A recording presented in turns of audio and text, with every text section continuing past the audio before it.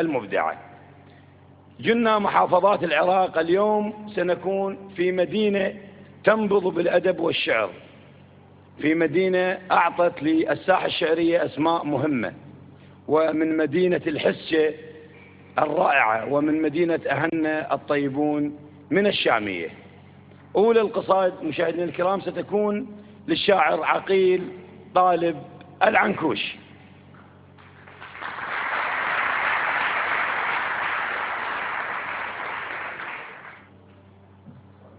السلام عليكم. بداية أود أن أكرر الترحيب بقناة العراقية وقوافي والمبدع سمير صبيح. أخذ العنب كله ولو مشيله وياك، ومحالل وموهب هو والسلة، وخبرك هم شتاي وصيف كل الزين، لا نارك ردتها ولا ردت كله، صح كاتفني وقت تكثرت هناك، تعودت كتافي ما حله. أنا راعي النخل ما رايد التعلوم، تعلمت على ضيمة ودكة السلة، وما حاجة على شورك وانا بن فلاح، واستاذ بشتالي وقصة الشلة.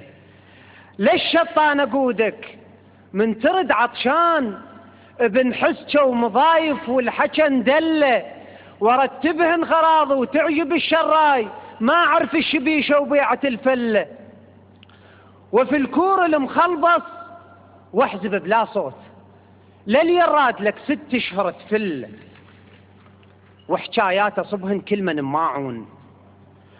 بول خضر عرفك وندل العلة، اللي يروحن واللي يجن عد بفرد ميزان، وما جلب وعيدا بالحكي الوله. اش ما تثقل جيوبان على ذاك الحال، ما اعرف على اخوت بدرهم تعله.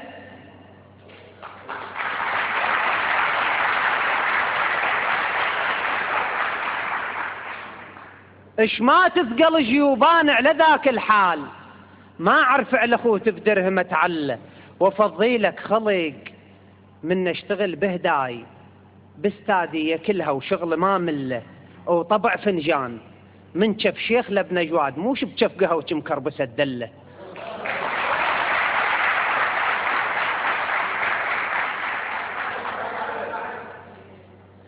وفضيلك خلق من اشتغل بهداي، باستادية كلها وشغل ما مله، طبع فنجان من شف شيخ لابن جواد، موش بشف قهوة مكربسة الدله.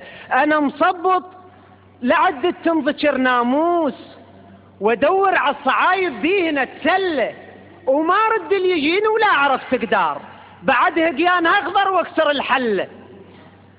وما رد اللي يجيني ولا اعرف تقدار، بعد هقيان اخضر واكسر الحله. اعرف اخرها كلش عد هو الموت، ما اعرف المهانه ولا اعرف ذله. اللي يمشي بنيه بيضه يبين على الناس، وبالمدغوشه نيته تبين الخله.